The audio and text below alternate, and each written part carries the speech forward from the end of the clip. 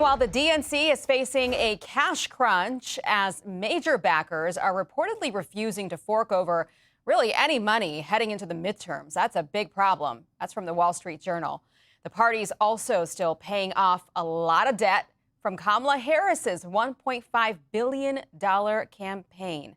Meantime, Politico asking today, quote, Democrats keep falling for political fantasies. When will they learn? The article cites the latest controversy over Maine Senate candidate Graham Plattner. Let's bring in Michael Duncan and John Ashbrook, co-hosts of the Ruthless podcast. Good to see you guys. Let's start with Maine. This is the wildest race I have ever seen. Graham Plattner up for Senate, showing off his new tattoo. We have a picture of it. Let's put it up on the screen here. He just got it to cover up a Nazi-related tattoo that he's had since 2007. Didn't think to get rid of it back then, but only now that it's a problem, he's covering this up.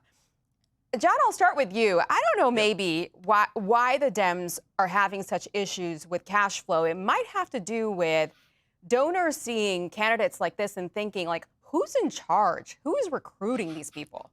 Yeah, no, Aisha, that's exactly right. I mean, they all saw what happened with Kamala Harris last year, and they're like, maybe we don't want to contribute to this party anymore. And the other thing that I would point out is Democrats fake authenticity at a level that I don't think anybody really understands. They're actually pros at it. This guy has taken it to a new level. A little bit surprised he didn't tattoo a QR code to a small dollar donor portal on his chest. That would have been smarter.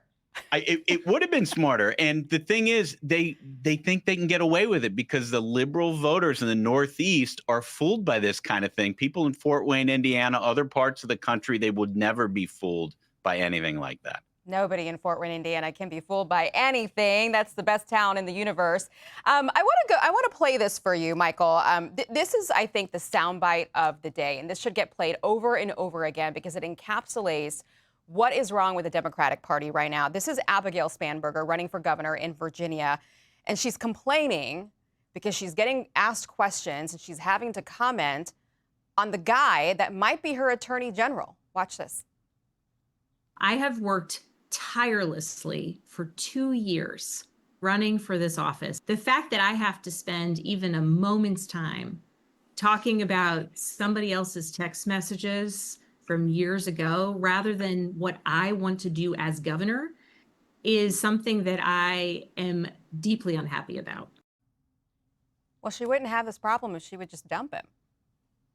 Yeah, I mean, how dare the voters of Virginia care about political violence in this country? I'm sorry that takes her off of her message in the closing of this gubernatorial race, but unfortunately, we had an assassination in this country a little over a month ago of a right-wing influencer who was the leader of a youth movement in this country. So, I'm sorry to Abigail Spanberger. I'm sorry to Plattner up in Maine that he has a Nazi tattoo he has to explain, but unfortunately, that's stuff that we have here in this country. Yeah, it's interesting what's happening here because, this is just common sense issues. And sometimes when you don't want to talk about the issues anymore, you start taking low blows. And this is what happened on a podcast with Jen Psaki, MSNBC's Jen Psaki, with the Mean Girls insult taking target at the second lady, Usha Vance. Let's listen to it and let's talk about it on the other side. I think the little Manchurian candidate, J.D. Vance, wants to be president more than anything else. Yeah. I always wonder what's going on in the mind of his wife. Like, are you okay? Please blink 4 times. Yes. We'll come over here. We'll save you. He's scarier in certain ways. He's smarter in some ways, and he's young. I'll let you both take a stab at this, but John, I mean, they try to do this with Melania Trump too. Yeah, no, they try to do this with everybody. Fortunately, nobody watches their podcast because it's not very interesting. They were tired of being lied to by Jen Psaki when she had her job at the podium, and they're not tuning into her on her podcast or on MSNBC now. The truth of the matter is that Republicans actually do have a message that is authentic, that people can relate to, and that's why they're winning. That's why J.D. Vance is so popular. And I got news for Jen Psaki. J.D. Vance's wife is a brilliant, brilliant woman, and she's smart enough to not listen to that. Yeah, I mean, Michael, shouldn't political spouses, be off limits? I mean, neither of these women, Melania or Usha Vance, I mean, they didn't get into this for themselves. Yeah, I mean, nothing frustrates a liberal Democrat woman more than a happy conservative woman. And I would just say, it's tried and true in Democratic politics that next Republican is always scarier than current Republican. It goes back to George W. Bush, then McCain, then Romney, now Trump, and now J.D. Vance is now going to be worse than Trump. They've done this forever. We don't believe them anymore. All right. John, Michael, good to have you both on. Good to see you. Have a great rest of your week. You too. Thanks, for coming Aisha. on.